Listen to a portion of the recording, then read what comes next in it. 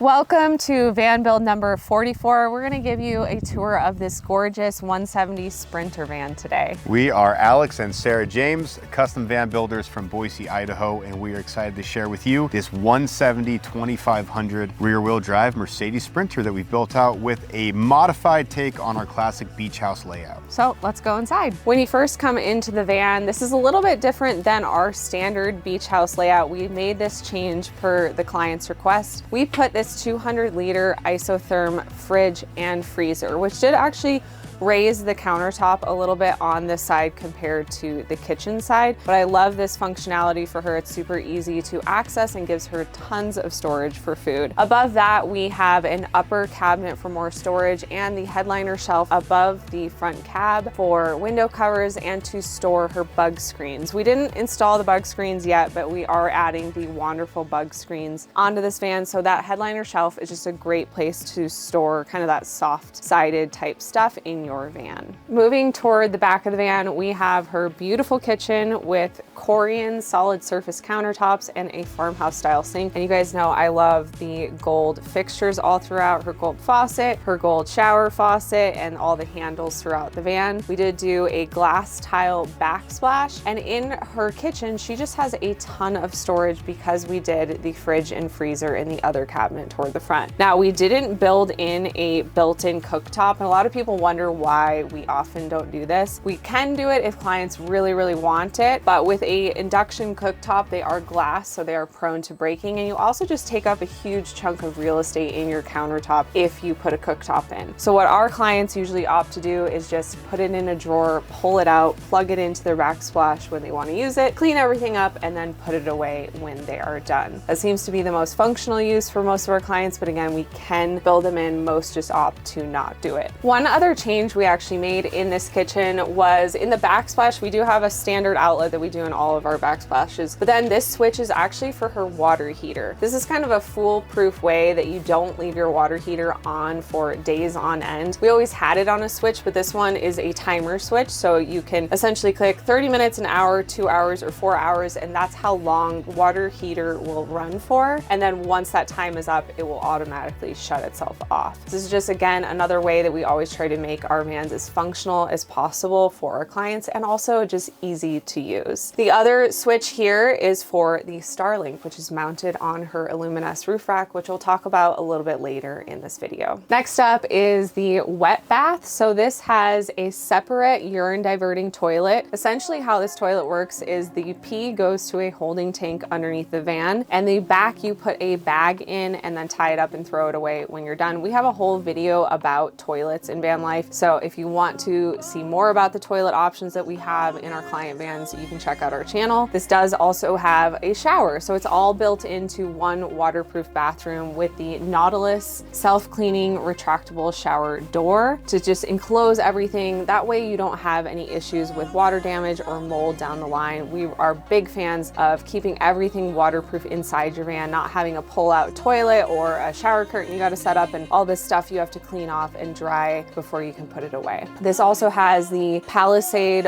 vinyl tile on the walls, beautiful gold fixtures, as well as a white oak ceiling. Next up, toward the back of the van, we have this floor to ceiling cabinet. Now, because we made the changes to the standard beach house floor plan where she has the bigger fridge and freezer up front, we moved this floor to ceiling cabinet toward the rear. It got a little bit smaller, obviously, but she has 3 drawers for tons of storage and then a hanging space. And the top section is her electrical control panel. So one of the great things about the beach house floor plan is it just gives you tons of storage. Again, her kitchen added a ton of storage. We have upper cabinets on both the passenger and the driver's side, and then this nice floor to ceiling cabinet. Now moving toward the back of the van, we have the convertible table bed area with the Lagoon swivel with a bamboo tabletop. The bamboo is super durable and just ties in beautifully with the white oak finishes in this van, which I haven't even mentioned, by the way. The white oak custom slat ceiling, as well as all of her lowers, are white oak cabinetry. And then she decided to kind of bring in some colors with her fabric color back here. And the uppers are this like gorgeous muted purple color, which I really think ties it all together really nicely. Now back here, one other change that we made, we do have our standard white oak oak window frames, but these windows are new for us, which we're really excited about, and I'm gonna demo them in person. So they're actually really cool because they're like an awning style window, so you can essentially unlock it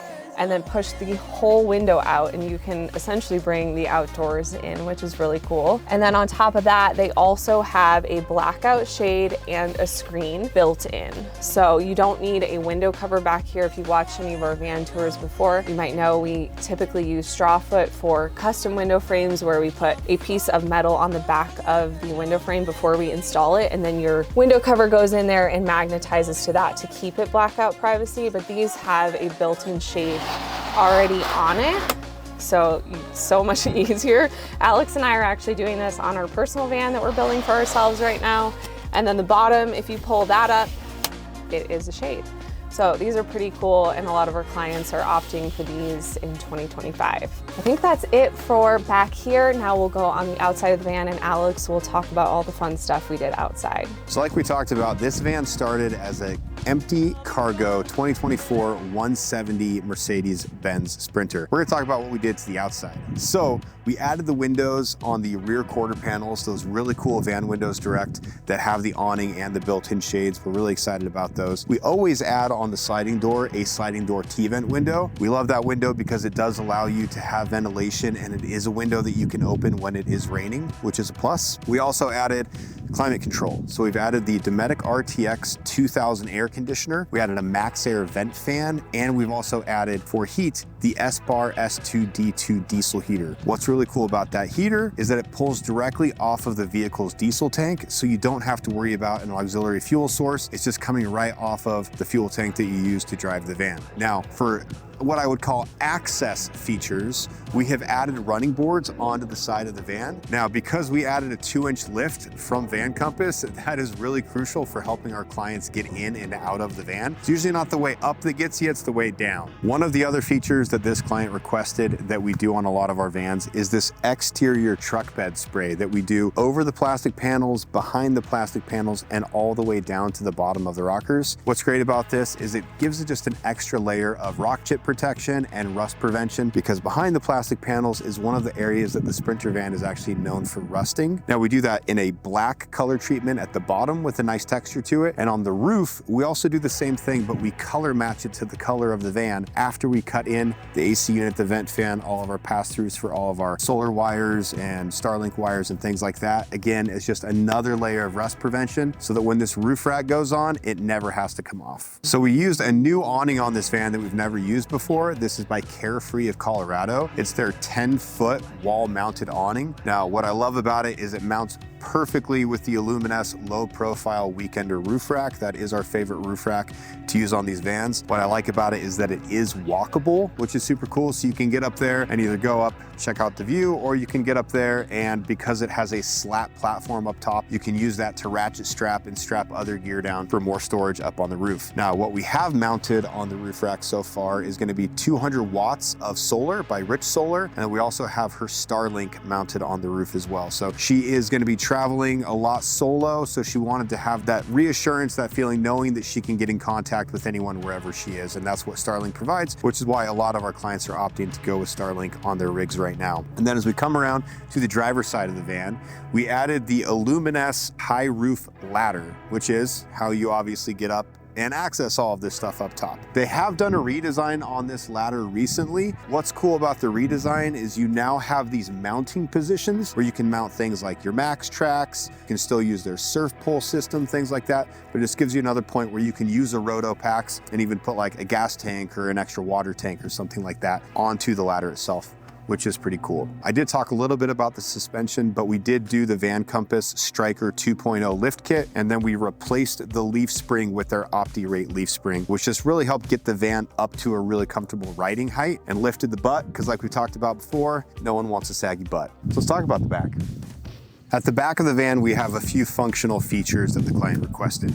Number one is an exterior rear box. Now, this is the Illumines Deluxe box. What's great about this is it has a shelf on the inside, which then allows you to really maximize the storage space that you have inside the box. And it's mounted onto the Illumines base unit on the passenger side. One thing I do like about this base unit is that it keeps the visibility from the rear window, so it doesn't have a big panel that's gonna block the whole thing, which is really nice. At the back, we also have her shore power plug, which is mounted down here on her rear hitch. Now, if you know us, you know that in our van tours, we always talk about not cutting extra holes in the outside of the van if you don't have to. And so that is why our shore power plug is mounted to the hitch, and our freshwater fill is actually located inside the van. So let's show you that. From a design standpoint, we have carried through the white oak transition to this back as well, which I love. I love this white oak plywood with the white oak trim. It looks really well, and it's gonna hold up really well, which is especially important in this back area where you are accessing some storage space back here.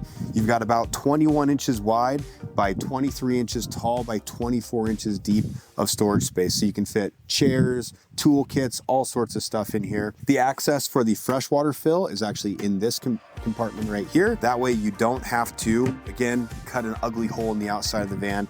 And then over here on the driver's side bench, we have the outdoor shower mixer. So this client's gonna have both hot and cold water that's gonna be available for their outdoor shower. Although in truth, I don't think most of our clients use the outdoor shower very often because they have a beautiful indoor shower. Let's talk a little bit about the plumbing and electrical setup, because that is super important. You don't want to have this gorgeous van and then not have what you need to be able to stay out either in BLM land or in national parks or just traveling without having to stop and charge and fill up with water all the time. So in the driver's side bench, we have a 33-gallon freshwater tank, and we have a 2.5-gallon water heater. That runs to both the shower and the sink.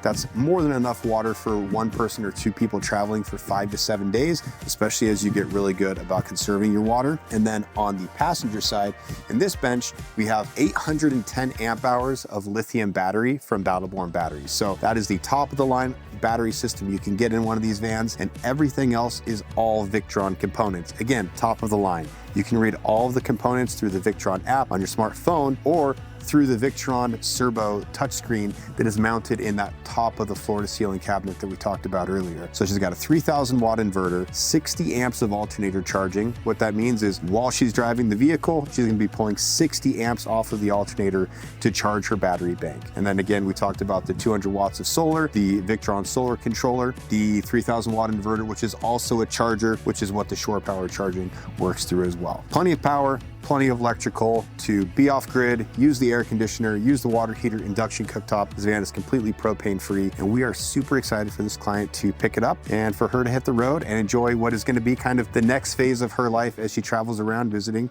her family and friends all over the country. So we hope you guys enjoyed this video. If you liked it, give it a thumbs up, like whatever you do here on this platform, and leave us your comments down below. We'd love to hear what you think about this layout, what you would change or what you would like to see different in a van of your own one day. And the blueprints or the plans for this van are available in our van layout guide, which is linked down below. And there's also a blog post where we link all of the different components and features that we have in this van as well. So we will see you guys next time.